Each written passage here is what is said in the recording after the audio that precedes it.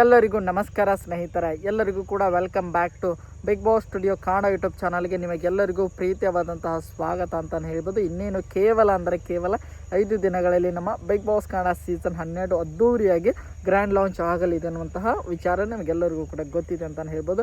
ಈ ಒಂದು ಸಮಯದಲ್ಲಿ ಎಲ್ಲರೂ ಕೂಡ ಕೇಳ್ತಾ ಇರುವಂಥ ಪ್ರಶ್ನೆ ಏನಪ್ಪ ಅಂದರೆ, ಸೀಸನ್ 12 ಎಷ್ಟು ದಿನ ನಡೆಯುತ್ತದೆ ಹೇಳಿ ಅನ್ನುವಂಥ ಮಾತನ್ನು ಹಲವಾರು ಜನ ಬಿಗ್ ಬಾಸ್ ವೀಕ್ಷಕರು ಕೇಳ್ತಾ ಇದ್ದಾರೆ ಅಂತ ಹೇಳ್ಬೋದು. ಈಗ ಅದಕ್ಕೆ ಸಂಬಂಧಪಟ್ಟಂಥ ಒಂದು ಇಂಪಾರ್ಟೆಂಟ್ ಆಗಿರುವಂಥ ವಿಚಾರವನ್ನು ಒಂದು ಮಾಹಿತಿ ಬಂದಿದೆ. ಅದನ್ನು ಈ ಒಂದು ವಿಡಿಯೋದಲ್ಲಿ ನಿಮಗೆ ಕಂಪ್ಲೀಟ್ ಆಗಿ ಮಾಹಿತಿಯನ್ನು ತಿಳಿಸಿಕೊಡ್ತಾ ಹೋಗ್ತೇನೆ.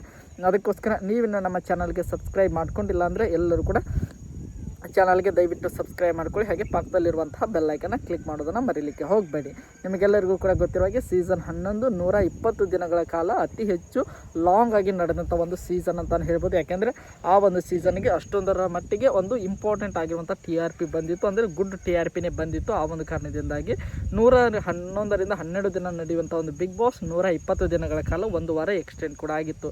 ಈ ಸಲವೂ ಕೂಡ ಅದೇ ರೀತಿ ಮಾಡಲಿದ್ದಾರೆ ಅನ್ನುವಂಥ ಮಾಹಿತಿ ಬರ್ತಾ ಇದೆ. ಒಂದು ಎವರೇಜ್ TRP ಬಂದರೆ 112 ದಿನ, ಆಲ್ಮೋಸ್ಟ್ ಅಲ್ಲಿ ಜನವರಿ ಒಂದು ಸೆಕೆಂಡ್ ವಾರದಲ್ಲಿ ಒಂದು ಸೀಸನ್ 12 ಗ್ರ್ಯಾಂಡ್ ಓಪನಿಂಗ್ ಮಾಡುವಂಥ ಸಾಧ್ಯತೆ. ಅಕಸ್ಮಾತ್ ಒಂದು ಹೋದ ವರ್ಷಕ್ಕಿಂತ ಬೆಟರ್ TRP ಬಂದರೆ ಈ ಸಲವೂ ಕೂಡ 120 ದಿನಗಳ ಕಾಲ ಸೀಸನ್ 12 ನಡೆಯುವಂತಹ ಸಾಧ್ಯತೆ ಇದೆ.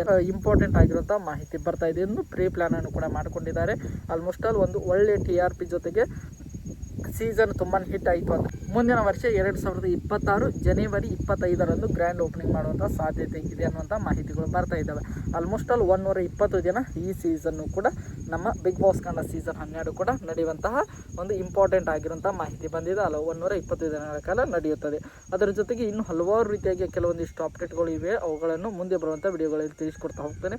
ಇದೇ ರೀತಿಯಾಗಿ ಬಿಗ್ ಬಾಸ್ ಕನ್ನಡ ಸೀಸನ್ 12 ಪ್ರತಿಯೊಂದು ಅಪ್ಡೇಟ್ಗಳಿಗಾಗಿ ನಮ್ಮ ಚಾನಲ್ಗೆ ಸಬ್ಸ್ಕ್ರೈಬ್ ಮಾಡಿಕೊಂಡು ಸಪೋರ್ಟ್ ಮಾಡಿ. ಮತ್ತೆ ಮುಂದಿನ ವಿಡಿಯೋದಲ್ಲಿ ಸಿಗೋಣ. ಎಲ್ಲರಿಗೂ ಕೂಡ ಧನ್ಯವಾದಗಳು.